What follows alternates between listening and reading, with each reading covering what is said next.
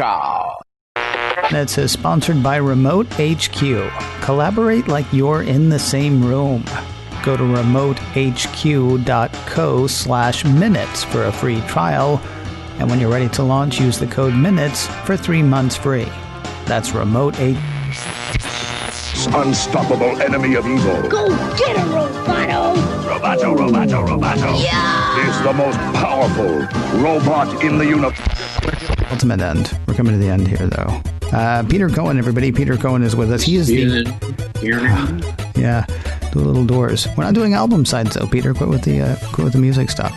It is Friday on this show, not as we record, but as people hear it, which, of course, means only one thing. It is time for Wheel of Stuff.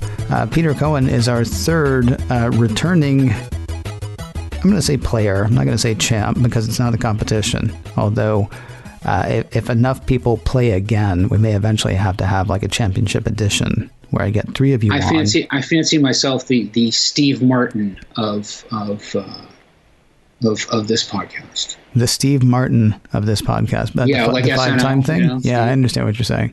Yeah, but although it's not just Steve Martin now, it's Paul Simon and Tom Hanks. In fact, I want to say it was like 15 years ago that they were like the 5-timers club.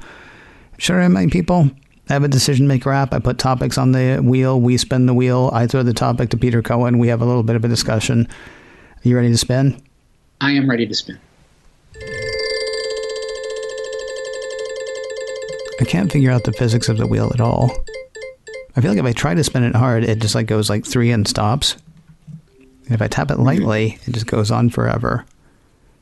What was the last concert you went to, Peter Cohen? Last concert I went to, right before the shutdown. Was it really? Massive Attack, maybe? So you're still going to shows? Oh, yeah. I don't mean during the shutdown, but I mean you still, because I'm like, I think to myself, oh man, yeah, I saw that, band. And then I realized, no, it was forever ago. It was only because a friend of mine started saying, hey, let's go to Vegas and see, these people that I started seeing shows again. But you're still going out in the Massive Attack, you said?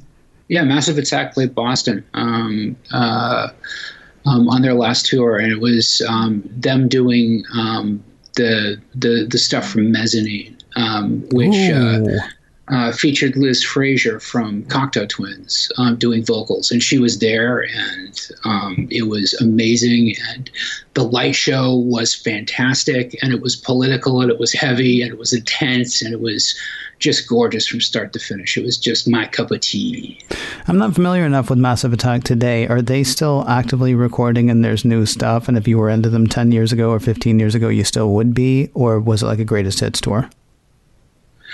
This was, sort of focusing on Mezzanine. They've got some new stuff and so on. But it's funny. I haven't really caught up with them at all since that show. But yeah, my wife and I have, ever since we were dating when we were kids, made live music sort of the focus of a lot of our social time and our social time with our kids when our kids were younger and so on. And we still actually go to shows with our kids, and they're all in their 20s. So that's very cool. It's definitely a family social thing that we do.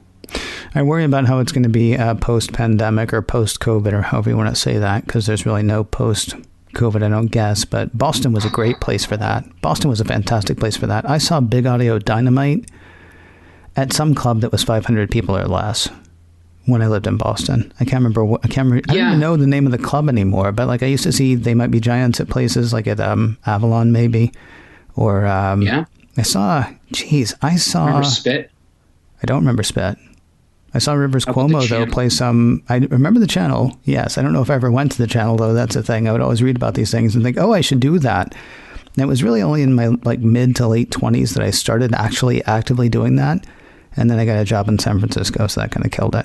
Yeah, I think we saw They Might Be Giants at Avalon once. And if I remember right, Flans yelled out, is everyone feeling ambivalent tonight? And everybody in the audience was like, yeah! And I was like, ironic.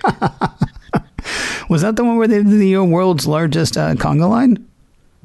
No. No, okay, because I think it was Avalon. Was that the one that had an upstairs and a downstairs, and you could sort of stay by the balcony, or you could go downstairs onto the floor? Yeah, it's Avalon. Avalon is now they created Avalon and turned it into the House of Blues. Oh, boo. Yeah, okay, so they did a Congo line that was like the whole bottom floor, which I thought about going to be part of, and then I thought, nah, I'm happy up here. I'm spinning again, by the way. I'm ashamed to say. Well, I'm not ashamed, because it was a good show. My last show was Hall & Oates. That was one where a friend of mine called me and said... You know what? Respect. I love Hall & Oates. No, I do too. But I mean, that's, it's not like, Massive Attack. It's Blue-Eyed Soul, though. What's not to love? It was fantastic. It was a great show, and honestly, it was the first... See, this is where I started to feel like an old man, though. It was at Caesars. It was at the Forum at Caesars, which, by the way, is a great place. Plus, they got the buffet. How's the shrimp? Oh, yeah, exactly. You want to go, but get there early. Right. My Hero, Real. It's kind of funny. I left this one on there because the last time you played this game, you actually did My Hero from fiction. So we're taking fiction out of it now. Real life hero, Peter Cohen. Can be from history. Can be a guy next door. Yeah, it can be anybody. Literary hero? No, real.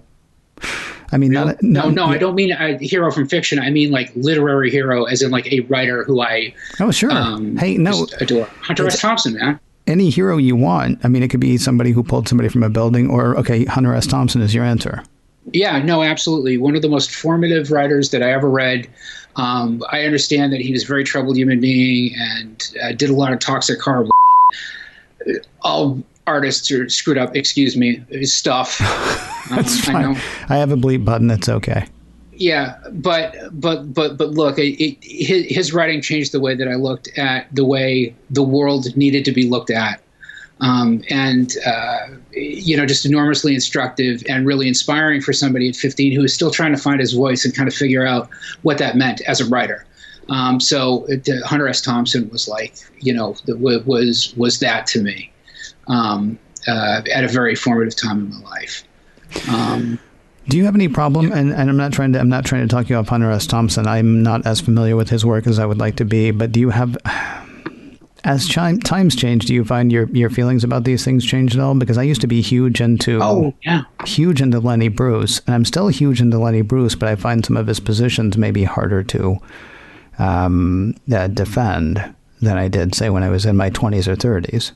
If you had asked me at 25, who are the top 3 science fiction writers, I would have included Isaac Asimov in the list. Mm-hmm. And I'm still kind of looking forward to what Apple is going to do with Foundation. Yeah. But I also find Asimov incredibly patriarchal, really kind of simplistic, and just fundamentally, just anachronistic. Yeah.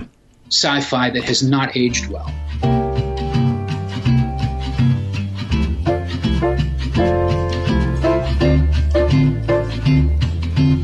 Peter's last spin coming up in a moment, but first a word from Remote HQ, letting you collaborate as if you were in the same room.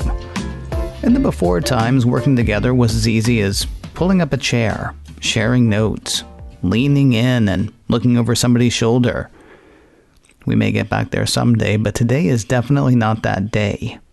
Today we need new tools to give us that togetherness, and Remote HQ can be those.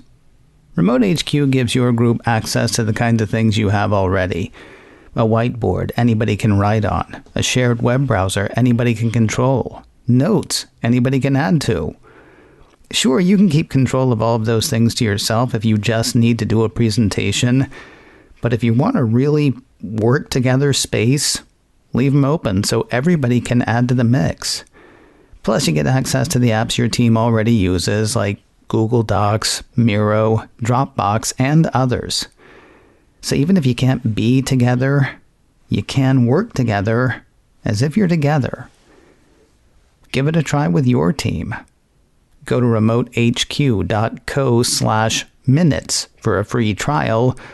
And when you're ready to launch, use the code MINUTES for 3 months free. Give Remote HQ a try.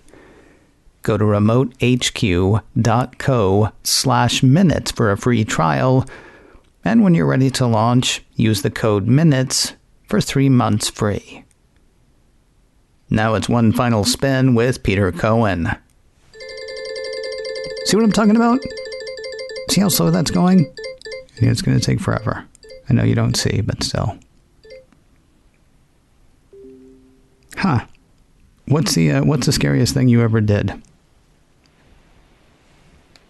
The scariest thing I ever did? The scariest thing you ever did. And you can interpret this however you want to. Like, it's a thing that you look back later and say, man, I can't believe I did that. It can be this one time I jumped out from behind the door and scared somebody. Say it however you want to. What's the scariest thing you ever did? The scariest thing I ever did happens every damn day. Waking up in 2021. The scariest thing I did was get out of bed this morning. Oh, it's kind of a bummer. And I'm only half kidding. I mean, but not taking it flippantly. Look, what is it that they say that war is like? It's hours of boredom punctuated by moments of sheer terror. Mm-hmm.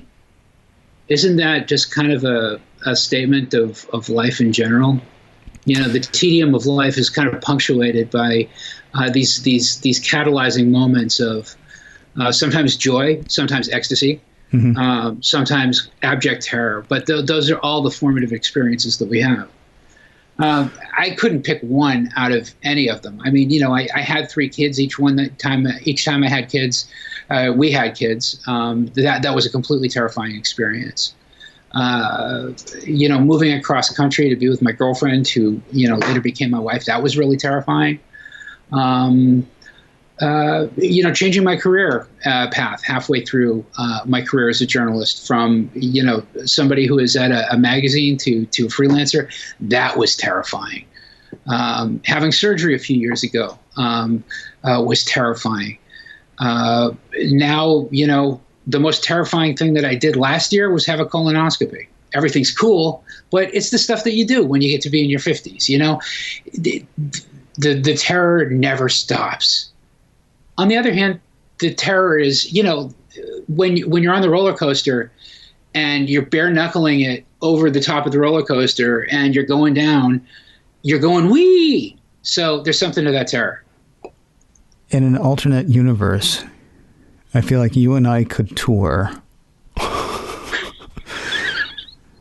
The graphic on the T-shirt is just sort of a drawing of one or both of us, but it's just one person because of the similarity in the look. We could have like a Bowie stripe down the middle. And sure, that's fine. Yeah, and the tagline is "The terror never stops." Yeah, that's right. The terror never stops.